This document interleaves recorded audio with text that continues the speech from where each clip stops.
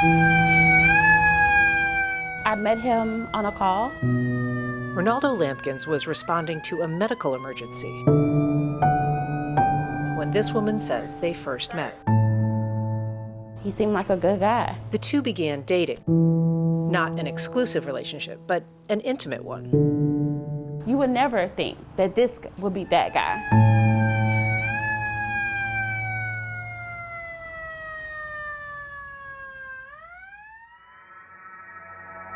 According to police reports and the woman's injunction request, on a Tuesday night in March 2019, the two were in Lampkins' bed when she suddenly realized a third person was with them. Oh my God, and I started yelling at them to leave. The man left, she told police, but Lampkins held her down. He basically told me, he's like, you're not going anywhere.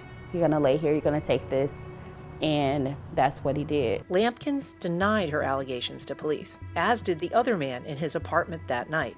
The state attorney declined to file charges, citing, quote, the improbability of conviction.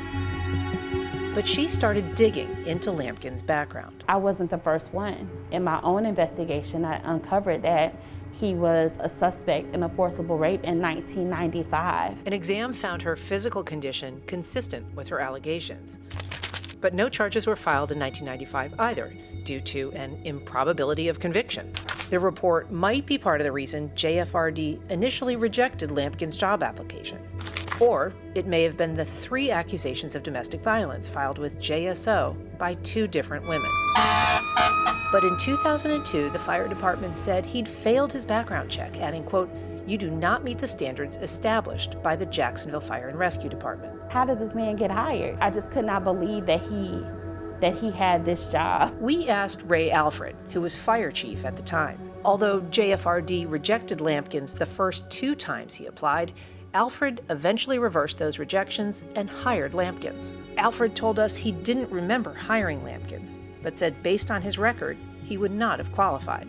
Lampkins' problems didn't end there. Court records show a worthless check charge in 2008. And in 2018, the same year he was promoted to lieutenant, he was investigated by the state funeral board for his side job as a funeral director. The board fined him $4,000 for defrauding Florida's Crime Victim Trust Fund of $10,000 and suspended his license. And I was frustrated about this. And then to learn in April that this time, you're targeting children, I just feel like that's diabolical. The man that was inside of my house right now had touched her. This woman has a child with Lampkins, as well as a teenage daughter of her own. I felt like I couldn't say anything because he was still sitting at the table. Last April, the girl told police Lampkins pressured her to have sex with him, offered to buy her a vibrator, and forced her to touch him. And she was just crying, and I just went to her and I started hugging her. Even though she'd known him for years, she too started digging. I was shocked.